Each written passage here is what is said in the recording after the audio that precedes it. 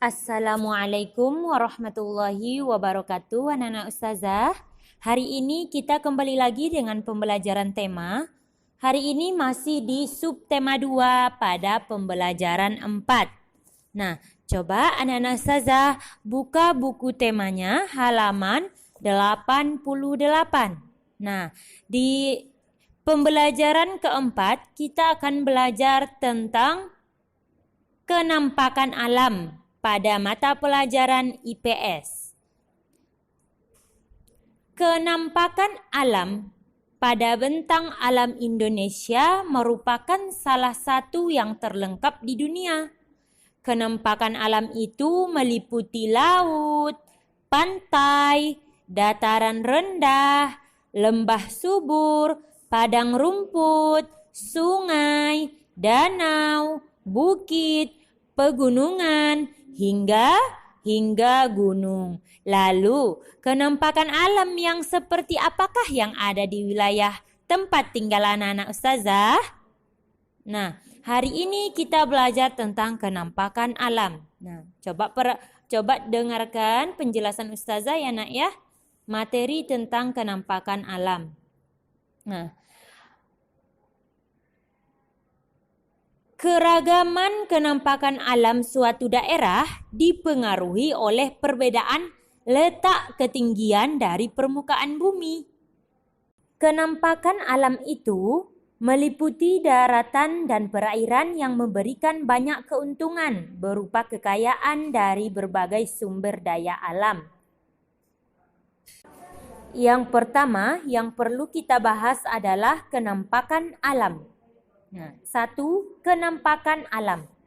Anak-anak ustazah tahu apa yang dimaksud dengan kenampakan alam?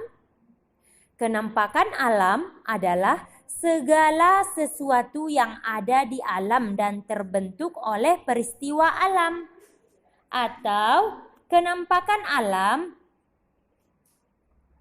juga berarti lingkungan alami yang merupakan ciptaan Tuhan. Jadi kenampakan alam itu adalah lingkungan alami yang merupakan ciptaan Tuhan. Contohnya gunung, pegunungan, dan laut.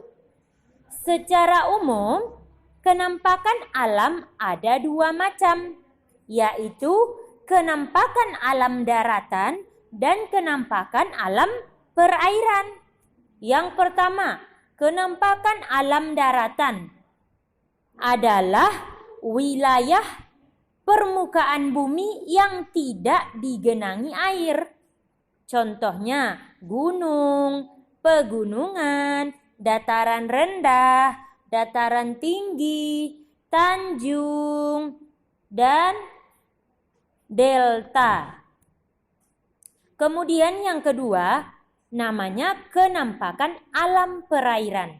Nah, kenampakan alam perairan adalah daerah yang digenangi air. Contohnya selat, teluk, danau, sungai, dan laut. Nah, itulah macam-macam kenampakan alam beserta contohnya. Nah, yang kedua ada namanya kenampakan buatan. Kenampakan buatan adalah kenampakan di lingkungan yang sengaja dibuat manusia, atau kenampakan buatan juga berarti lingkungan yang merupakan buatan manusia. Kenampakan buatan dibangun untuk memenuhi kebutuhan hidup manusia dan mempermudah aktivitas manusia. Nah, ada beberapa contoh kenampakan buatan. Yang pertama, bendungan atau waduk. Nah, bendungan kan buatan manusia? Iya, buatan manusia. Nah, bendungan atau waduk dibuat dengan cara membendung sungai. Bendungan ini dimanfaatkan untuk berbagai keperluan, contohnya pengendalian banjir, irigasi, dan sebagai pembangkit listrik.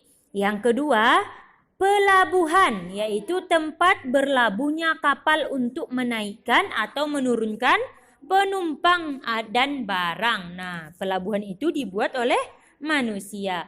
Yang ketiga, bandar udara atau bandara, yaitu tempat pemberhentian dan pemberangkatan pesawat terbang. Yang keempat, kawasan industri. Nah, kawasan industri adalah daerah yang terdiri atas pabrik-pabrik. Yang kelima, ada namanya kebun binatang.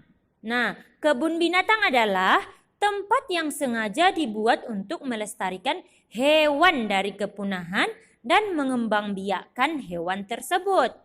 Yang ketujuh, yang keenam, perkebunan, yaitu daerah yang dibuat untuk ditanami berbagai jenis tanaman yang dapat memenuhi kebutuhan manusia.